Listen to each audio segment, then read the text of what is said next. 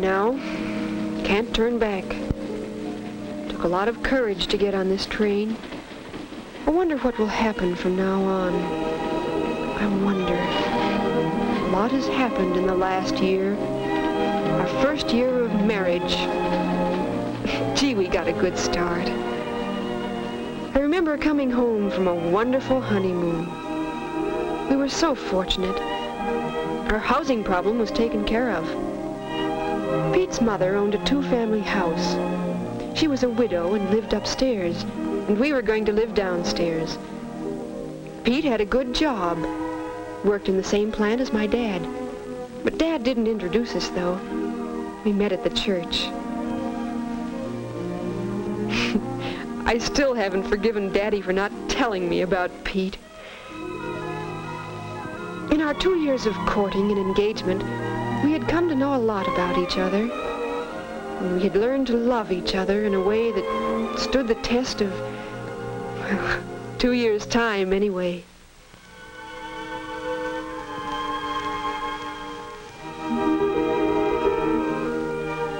And there we were, in our own place, a place that was to be our home, at least for a while.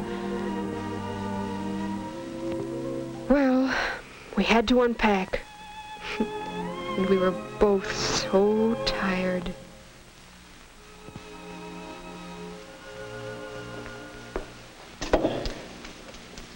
Dotty. Duchess, madam, here is thy royal throne. Seat thyself in royal splendor while I shall get thee thy royal cup of coffee.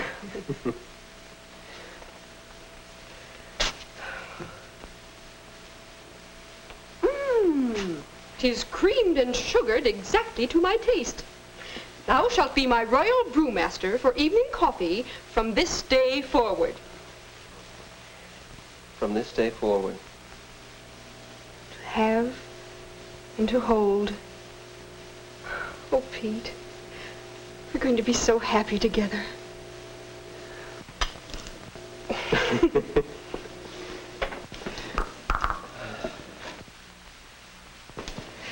I feel so comfortable with you. I feel like I can take my shoes off. I'll always love you, Dotty. Always. Wouldn't it be wonderful if time would stand still? If we could always keep what we have tonight.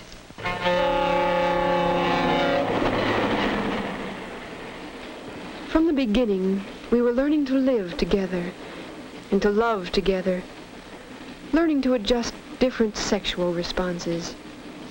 But time doesn't stand still, and marriage is far more than loving together and enjoying companionship. It's making decisions together, and we had to learn to plan as partners.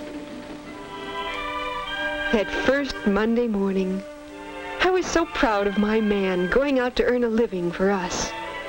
And Pete was so proud of me, cooking our first married meal. Then, suddenly, it was time for Pete to go to work. He said he didn't want to go, but he was a responsible married man now. Well, when you marry, you have to adjust to many changes. And well, we had decided I should quit my job when we married. Maybe I should say quit my paycheck. I still had a job. As the weeks went by, sometimes I regretted that decision to quit my job. For one thing, I missed those paychecks. And staying home was hard. It was an adjustment I had to work out.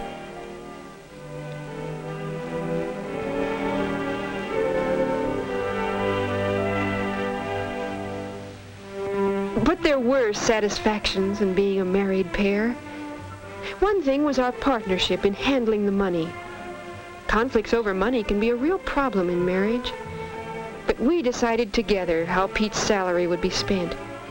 Maybe we didn't always agree, but we decided together. So our joint decisions on this and other problems of home management helped in my adjustments from a working girl to a non-employed wife. Aided by little bits of fun and thoughtfulness, the partnership flourished. Another thing, Pete's contributions to my sense of accomplishment. I had a lot to learn about cooking and keeping house, and sometimes those things can seem unimportant and dull. Believe me, a wife does appreciate her husband's appreciation. And, of course, that works both ways. I tried to learn about Pete's job. Sometimes I shared his enthusiasms, and there were times when I had to help absorb his frustrations. It was all part of the partnership. Of course, our marriage had its ups and downs. They all do. But I guess we had worked out pretty good adjustments on affections and our sex life, and decisions in our money matters. Adjusting to each other, adjusting to our marriage, sort of showed us how to face these problems. But on another potential source of trouble, in-laws. When we first planned to move into that two-family house, I thought of all those mother-in-law jokes. Still, they couldn't apply to nice people like us.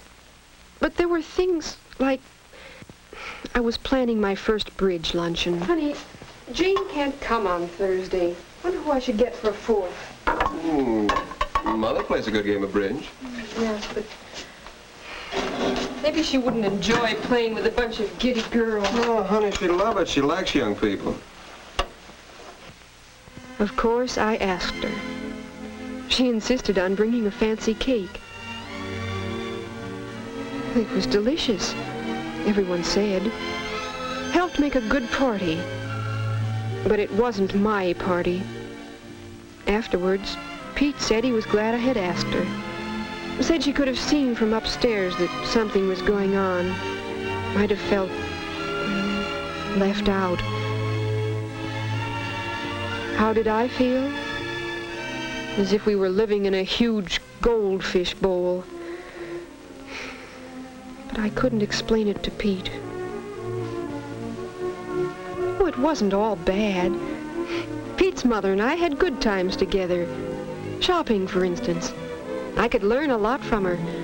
Her experience in getting bargains. Her little tips on Pete's special likes and dislikes. But, well, one afternoon, Pete stopped in upstairs to deliver a package his mother had asked him to pick up. And it turned into a habit to drop into his mother's on his way from work 2 or 3 times a week. I didn't mind so much supper being late. I kept telling myself. But somehow, it seemed on those nights, we always got into an argument, sooner or later.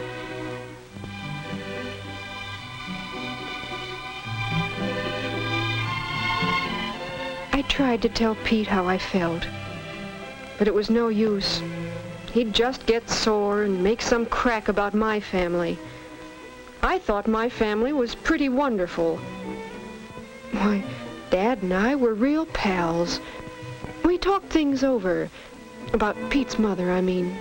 Dad could understand. So could Mom. We had some good chats together on Saturday afternoons when Pete would play golf. It was a joy to see the way Mom and Dad understood each other, anticipated each other's needs, sometimes without a word being spoken. They had really grown together in their marriage. Why couldn't we? Well, in more ways than one, it was a long fall and a cold, hard winter. Meanwhile, we were still working out other adjustments together. Little things. My serving liver and learning to enjoy it because Pete liked it so much. Big things. Pete's realizing that a wife still likes to go out once in a while, and remembering the anniversary of our engagement, with tickets to a special show he knew I'd been wanting to see. Married life isn't all Hollywood moonbeams and honeysuckle, but it can be mighty satisfying at times. Came spring, and my first spring house cleaning, and, well, it was Pete's mother. It wasn't that she criticized me, or even told me how to do things, but somehow, whatever I did, she did too, but in a different way. And it seemed to me she always thought her way was better. There were so many little situations that probably wouldn't have mattered if we hadn't lived in the same house, but I felt so awkward and inferior and mad.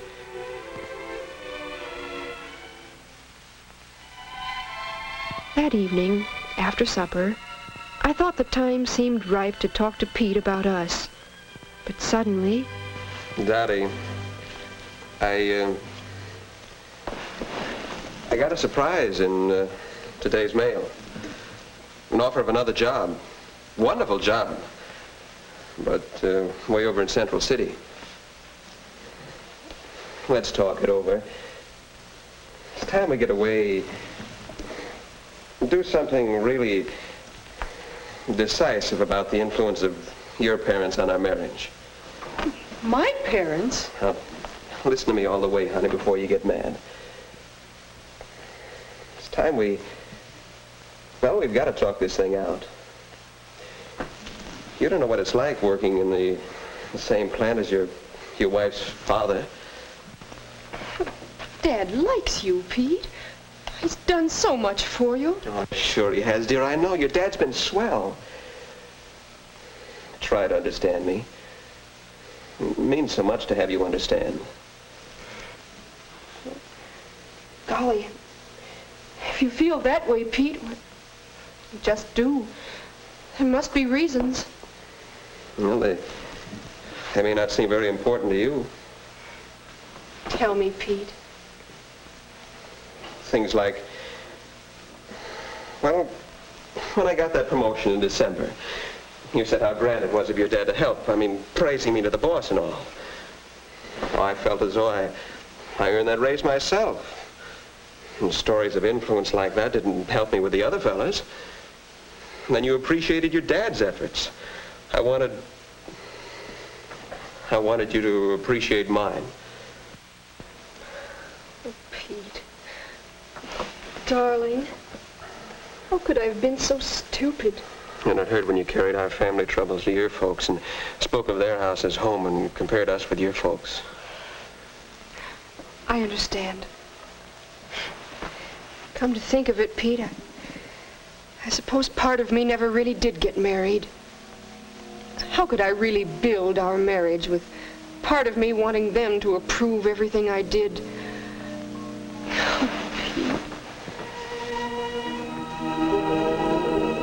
Gosh, what a difference when you see the other fellow's point of view. When you recognize that you aren't the only one with problems. But we did have to face the other issue. It was hard telling Pete about his mother so he wouldn't think of it as a counterattack. He tried to understand, and I tried to be fair about it. I could see that I'd been on the defensive. I hadn't understood that a widow might sort of need a man around the house. And Pete said that he needed, that both of us needed to grow up more, needed to grow away from our parents a bit more. We've grown up a lot just tonight, haven't we, hon? We can talk our troubles out this way. We're really growing up and growing together. Sure helps a lot when you can bring things out in the open, talk them out together. How do you feel about Central City, hon? I would like to get away to a new job, be out my own. And it is a big change, and maybe we don't need to run away from our parents now. Wouldn't be running away. You really want that new job, Pete. And that's what we want. Yes, it's a big change. New friends, new home, church, new adjustments in living. There'll be other problems ahead, bigger problems. But it'll be the two of us, working together. Hi, honey. Hi, where have you been? Talking to the conductor, trying to get Pullman accommodations. And I got them. Ooh. Gee, Pete, you're thoughtful. Hey, Duchess, what am I doing on this seat? Pete and I will both miss our folks. All of them. The grandmothers would have made good babysitters. But wherever Pete's job takes us, even back to our hometown, I know we'll work things out together as partners.